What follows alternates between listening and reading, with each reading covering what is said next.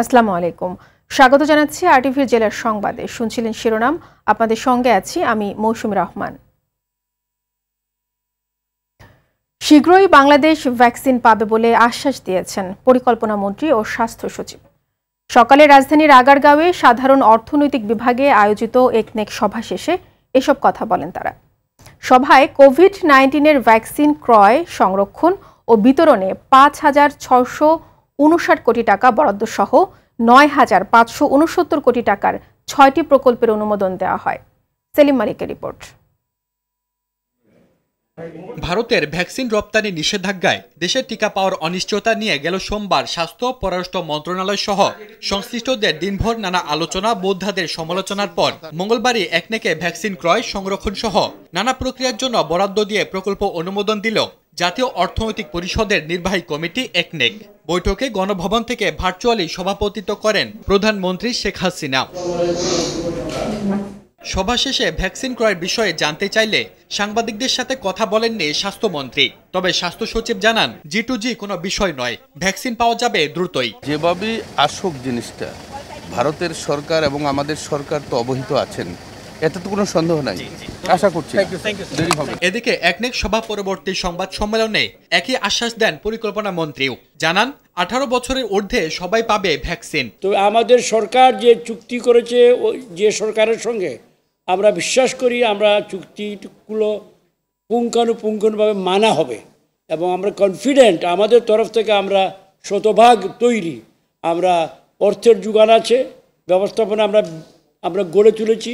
সংবাদ সম্মেলনে জানানো হয়, সিরাম ও কোভ্যাক্সের ভ্যাকসিনের দাম ধরা হয়েছে $2, খরচ হবে 4,235 কোটি টাকা। আপাতত এগুলো প্রতিটা ভ্যাকসিনের দাম $2 করে ধরা হয়েছে। যে কোভ্যাক্স থেকে ভর্তুকি মূল্যে ক্রয় করার জন্য আমাদের খরচ হবে 1,175 কোটি টাকা।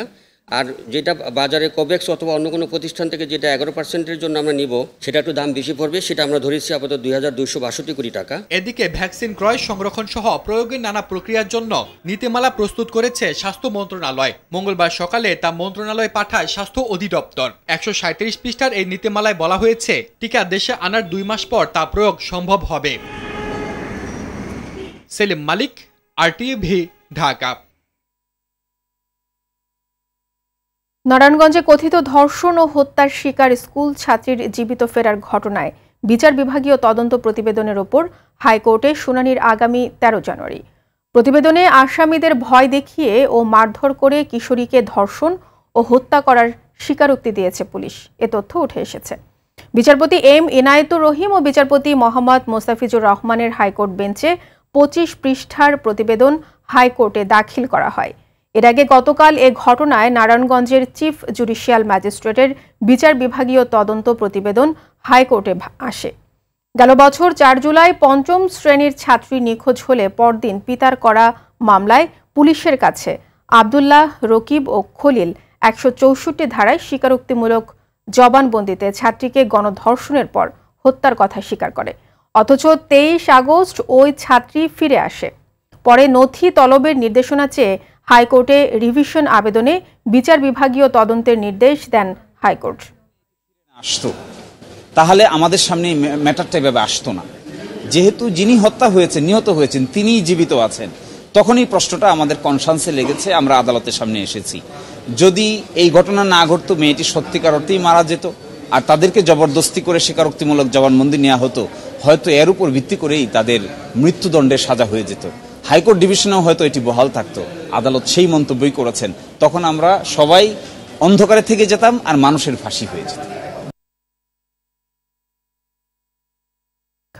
রাজশাহীতে স্ত্রী ও শিশু সন্তানকে শ্বাসরোধে হত্যার অভিযোগ উঠেছে স্বামী ফিরোজের বিরুদ্ধে। গেল রাতে জেলার পুঠিয়া উপজেলার গোপালহাটি গ্রামের ফকিরপাড়ায় এই ঘটনা ঘটে। সকালে রাজধানীর গাবতলী এলাকা থেকে অভিযুক্ত ফিরোজকে গ্রেপ্তার করা হয়। পুলিশ জানায়, ফিরোজ অটোরিকশা চালক ও মাদকাসক্ত ছিল। প্রায় স্ত্রীর সঙ্গে কলহ বিবাদে জড়াত।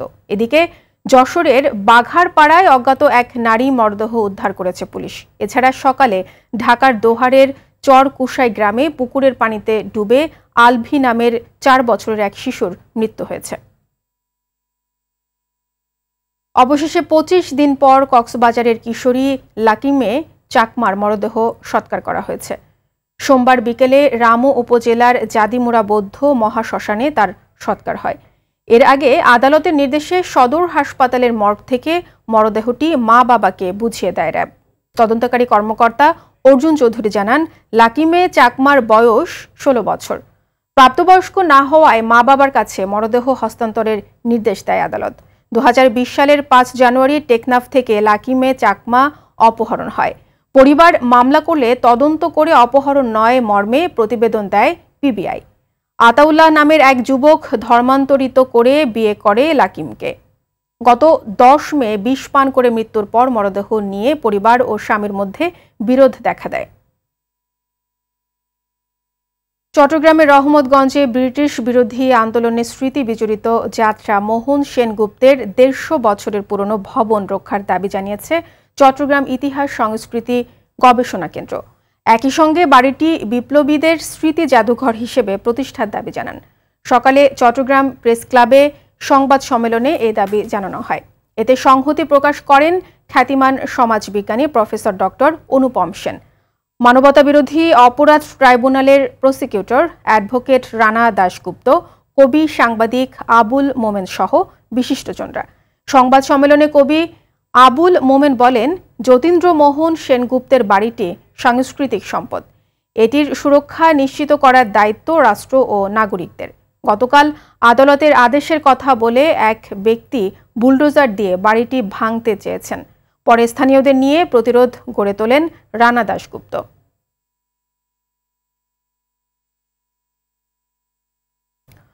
রংপুরের পাগলাপীরের ঠাকুর পাড়ার হিন্দুপল্লীতে আগুন দেওয়ার মামলায় গ্রেপ্তার 44 জনের জামিন নামঞ্জুর করে কারাগারে পাঠিয়েছেন আদালত। দুপুরে রংপুরের সিনিয়র জুডিশিয়াল ম্যাজিস্ট্রেট আদালতে বিচারক শৈবুর রহমানের আদালতে ওই 44 আসামি হাজির হয়ে জামিন আবেদন করেন। বিচারক জামিন নামঞ্জুর করে তাদের কারাগারে পাঠানোর আদেশ দেন। 2017 সালের নভেম্বরে ঠাকুরপাড়ায় ধর্ম অবমাননার জের ধরে হিন্দুপল্লীতে হামলা ও ভাঙচুর করা হয়।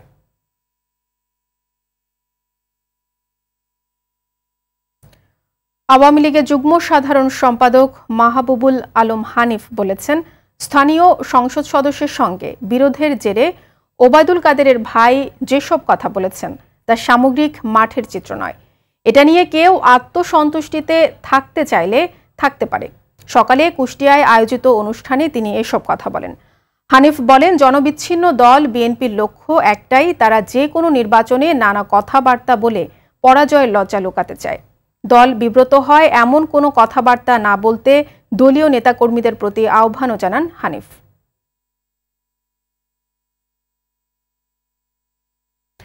ছাত্রলীগের ৭৩তম প্রতিষ্ঠা বার্ষিকী উপলক্ষে নোয়াখালীর সোনাইমুড়ি উপজেলার নাটেশ্বর এবং সেনবাগ উপজেলায় শোভাযাত্রা ও আলোচনা সভা হয়েছে। এ উপলক্ষে সোমবার বিকেলে নাটেশ্বরের মুসলিমগঞ্জ বাজার থেকে মোটরসাইকেল শোভাযাত্রা বের হয়ে বিভিন্ন সড়ক ঘুরে পুনরায় মুসলিমগঞ্জ বাজারে এসে শেষ হয়। পরে কেক কাটার পাশাপাশি আলোচনা সভা হয়। প্রতিষ্ঠাবার্ষিকী উপলক্ষে সেনবাগ উপজেলা ছাত্রলীগের উদ্যোগে শোভাযাত্রা আলোচনা সভা হয়েছে। কুড়িগ্রামে তাপমাত্রা বাড়ার সঙ্গে কেটে গেছে শৈত্যপ্রবাহ, তবে দুর্ভোগ কমেনি মানুষের। এ জেলায় সন্ধ্যার পর হতে পরদিন সকাল পর্যন্ত শীতের তীব্রতা থাকে। এতে বিপাকে আছেন ছিন্নমূল, খেটে খাওয়া ও চরাঞ্চলের মানুষ। সর্দি, কাশি সহ নানা রোগে আক্রান্ত হচ্ছে শিশু ও বয়স্করা। ভোর 6টায় জেলার সর্বনিম্ন তাপমাত্রা রেকর্ড করা হয়েছে 11.7 ডিগ্রি সেলসিয়াস। তাপমাত্রা বেড়েছে পঞ্চগড়েও। ভোরে জেলার তেঁতুলিয়ায় তাপমাত্রা রেকর্ড করা হয়েছে 12 ডিগ্রি সেলসিয়াস। সরকারি খাস জমি নিয়ে বাণিজ্যে মেতে উঠেছে দোহার উপজেলার চর বৈতা গ্রামের সিদ্দিকুর রহমান। পেশায় দোহার সাব রেজিস্ট্রি অফিসের একজন দলিল লেখক। এজন্য কাগজে কলমে পটু মহুরি অকপটে চালিয়ে যাচ্ছে সরকারি জমি বেচা বিক্রি ও হস্তান্তর বাণিজ্য। মাহমুদপুর ইউনিয়নের ৭৯% একটি সরকারি খাস জমিকে পুঁজি করে হাতিয়ে নিয়েছে প্রায় ৪০ লাখ টাকা। ঢাকা দক্ষিণ স্টাফ রিপোর্টার অমিতাভ অপুর তথ্যচিত্রে দীপ্তচন্দ্র পালের রিপোর্ট। দীর্ঘদিন ধরে রেজিস্ট্রি অফিসে কাজ করছেন সিদ্দিকুর রহমান। অভিযোগ আছে প্রায় ১২ বছর ধরে ঢাকার দোহার উপজেলার মাহমুদপুর ইউনিয়নের চর বৈতা গ্রামে সরকারি খাস জমি নিয়ে বাণিজ্য করে আসছেন তিনি। সিদ্দিক মরি আমার কাছে টাকা নিচ্ছে, বলছে ভূমিহীন করে দেবো। আমি আর ওই সিরাজ ডাক্তার নিলাম ১৬ শতাংশ জায়গা। সিদ্দিক মরির কাছে গেলাম, যাওয়ার পর বললাম ভাই আমাদের টাকা দিয়ে দেন, আপনার জমি তো সরকার নিয়ে যাবে। তখন উনি বললো সমস্যা নাই, আমি তো তোমাদের ভূমিহীন করে দিতে চাইছি।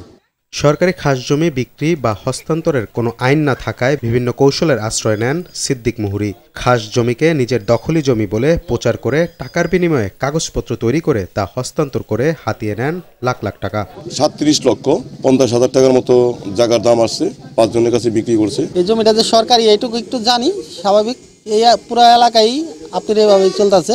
এত কিছু পরও ক্যামেরার সামনে কথা বলতে নারাজ সিদ্দিক মুহুরী। আমি ক্যামেরার সামনে আসবো কেন? কি বলেন আপনি, বলেন কথা বলেন। মানে আপনার আমি দেশে কোনো বিরাট ব্যক্তিত্ব না আমার সামনে, আমি সাহিত্যিক নিয়ে কবি নিয়ে। ভূমি অফিসের সহকারী কমিশনার জানান, সরকারি জমি নিয়ে যারাই বাণিজ্য করবে তাদের বিরুদ্ধে ব্যবস্থা নেওয়া হবে। জমিটি সম্ভবত ৪ জন বা ৫ জনের কাছে বিক্রি করেছেন বলে আমি সংবাদ পাই। সেখানে সাইনবোর্ড এবং লাল পতাকা দিয়ে আমি আমার সরকারি জমি চিহ্নিত করে সেটাকে উদ্ধারের ব্যবস্থা করি। শুধু সিদ্দিক মুহুরী নন, সরকারি জমি বেচাকেনা ও বরাদ্দ নিয়ে বাণিজ্য করা ব্যক্তিদের বিরুদ্ধে ব্যবস্থা গ্রহণ করবে প্রশাসন, এমনটাই দাবি এলাকাবাসীর। দীপ্তচন্দ্র পাল, RTV। শীতকালীন প্রশিক্ষণ উপলক্ষে সেনাবাহিনীর উদ্যোগে দিনাজপুরে ফ্রি মেডিকেল ক্যাম্প অনুষ্ঠিত হয়েছে। দিনব্যাপী এই চিকিৎসা ক্যাম্পে গরিব ও দুস্থদের চিকিৎসা সেবা দেওয়া সহ বিনামূল্যে ওষুধ বিতরণ করা হয়। দিনাজপুর সরকারি কলেজ ক্যাম্পাসের ৬৬ পদাতিক ডিভিশনের নির্দেশনায় CMH, BUSMS এবং 4 হর্স ৪৫ ফিল্ড অ্যাম্বুলেন্সের ব্যবস্থাপনায় এই চিকিৎসা প্রদান করা হয়। ৪৫ ফিল্ড অ্যাম্বুলেন্স অধিনায়ক লেফটেন্যান্ট কর্নেল লতিফা রহমানের নেতৃত্বে চিকিৎসা সেবা প্রদান করেন মেজর নুরুল ইসলাম রাইসুল, মেজর তামান্না আফরিন খান ও ক্যাপ্টেন দিলরুবা ইয়াসমন। পরে দুস্থদের মাঝে শীতবস্ত্র ও বিতরণ করা হয়। দর্শক, করোনা ভাইরাস নিয়ে আতঙ্কিত হবেন না, সতর্ক হন, নিজে পরিচ্ছন্ন থাকুন, মাস্ক পরুন, অন্যকে সচেতন করুন। এই সংকট মুহূর্তে প্রয়োজনীয় সব তথ্য নিয়ে আপনাদের পাশে আছে RTV। জেলার সংবাদ এই পর্যন্তই। RTV সবশেষ সংবাদ জানতে যে কোনো মোবাইল ফোন থেকে 24141 নম্বরে ডায়াল করুন। আর মোবাইল ফোনের সংবাদ দেখতে অ্যাপ স্টোর, গুগল প্লে বা উইন্ডোজ স্টোর থেকে ডাউনলোড করুন RTV অ্যাপস। এছাড়াও তাৎক্ষণিক ও বিনোদন সংবাদ জানতে বিশ্বের যে কোনো প্রান্ত থেকে ভিজিট করুন rtvonline.com, facebook.com/rtvonline ও youtube.com/rtvdigitals। এখন থেকে RTVর সব বিনোদনমূলক অনুষ্ঠান দেখতে পারবেন RTV প্লাসে। এতক্ষণ সাথে থাকার জন্য সবাইকে ধন্যবাদ।